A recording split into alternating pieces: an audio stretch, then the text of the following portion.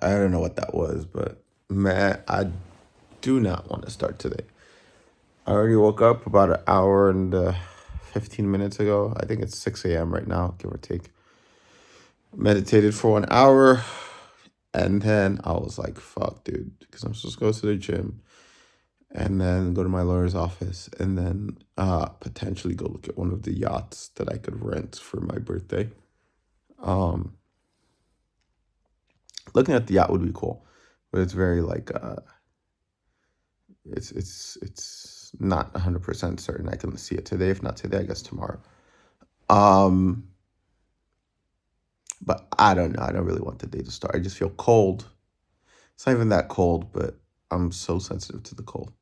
So whenever Petrus and Ashford come back, I'll ask them about the heat and how to manage it. Because yeah, this cold always just like knocks me over and puts me in bed. Same thing happened last fall to me when I was staying at the Airbnb that did not have any heat.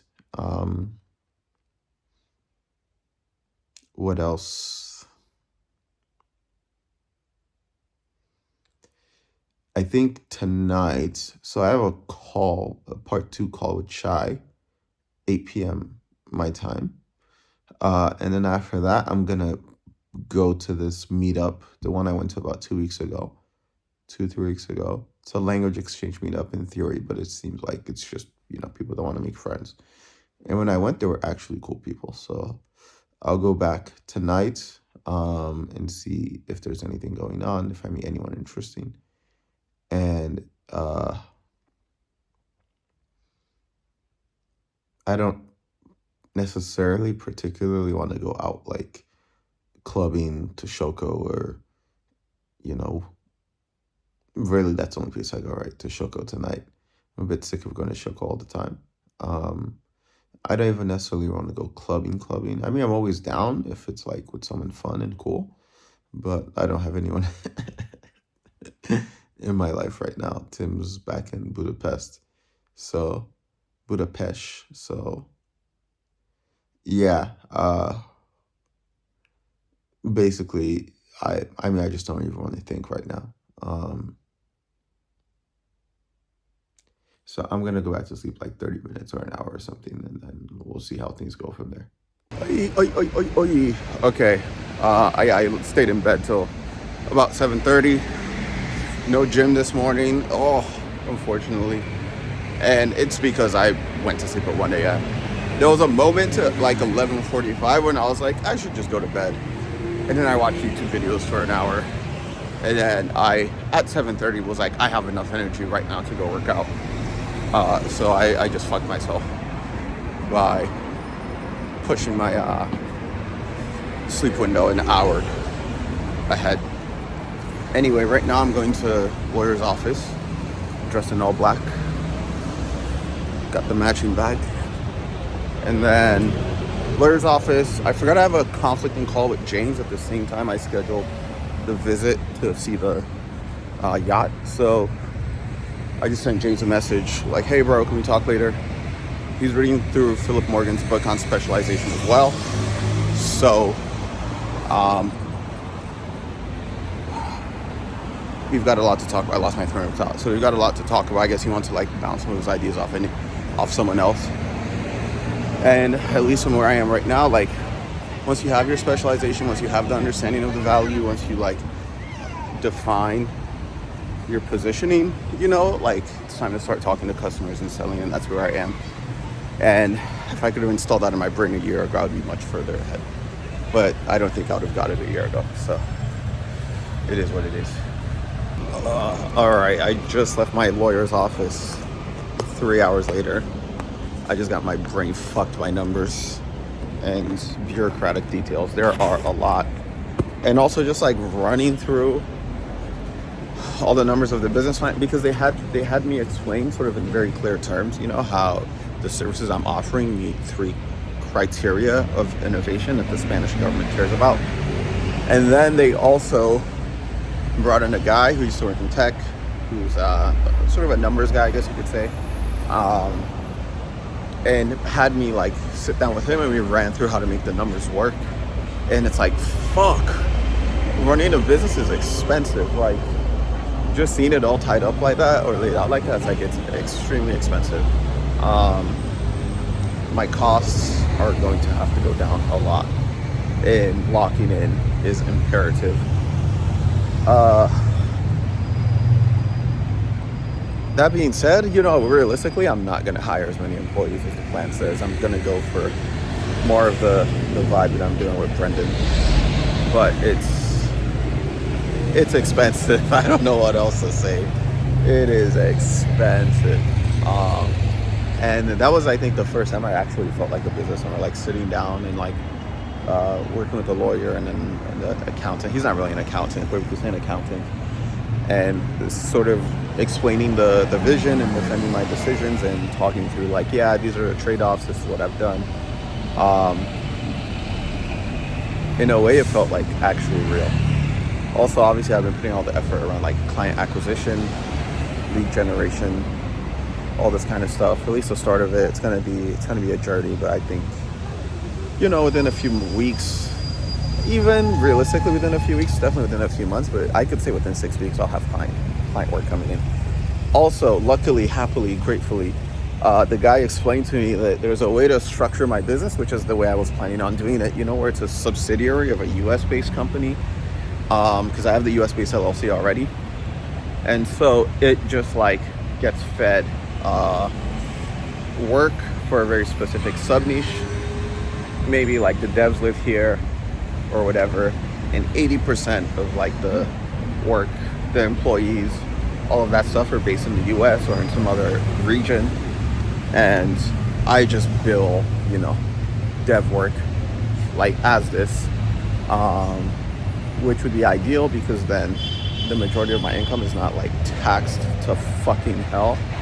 I don't have to charge clients VAT, which is absurd. I hate that so much. I can distribute the VAT across all my clients essentially.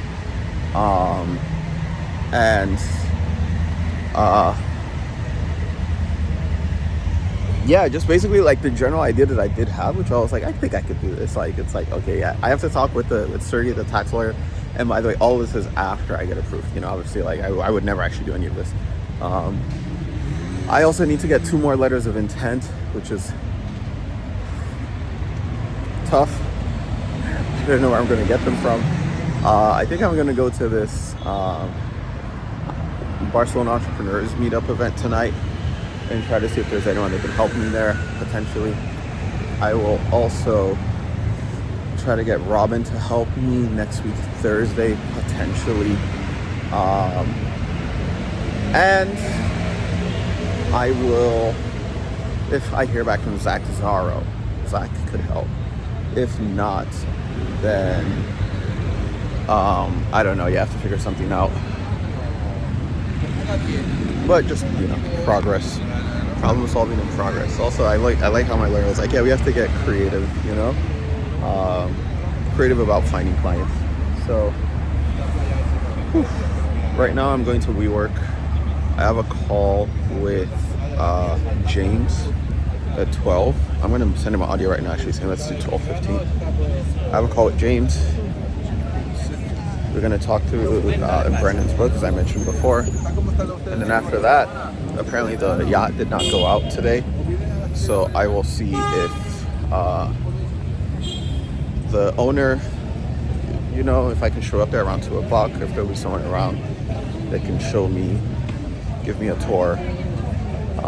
And if so, then I'll move things forward with that.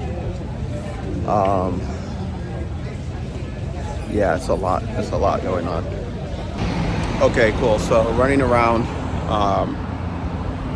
had my call with James, talked for about 45 minutes. He sort of was just in an exploratory mode still. And I think I'm a very much like concrete, action-driven person, but he was just like looking for, well, I can be. Sometimes I'm fucking around. But he was just looking for someone to brain dump on. Then I went to Soho to try to get a copy of my membership contract, of which they said they do not have a copy and they have to reach out to London. And now I'm going to see the boat.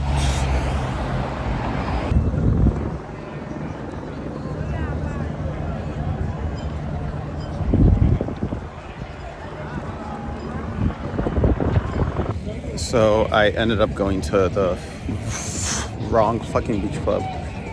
I was thinking of the new beach club near W Hotel. It's Go Beach Club, which I guess is in the marina, which makes sense.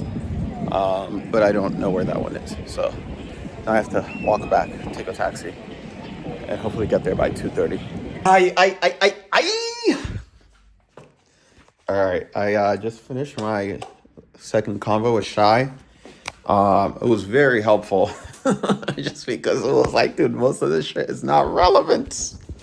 It was very helpful, but to see, no, I don't know if it's his personality, his perspective around engineering or leadership, I guess, or a standard sort of a thing, but I think he was almost too distant from the day-to-day engineering problems for there to be like direct value in what I was offering.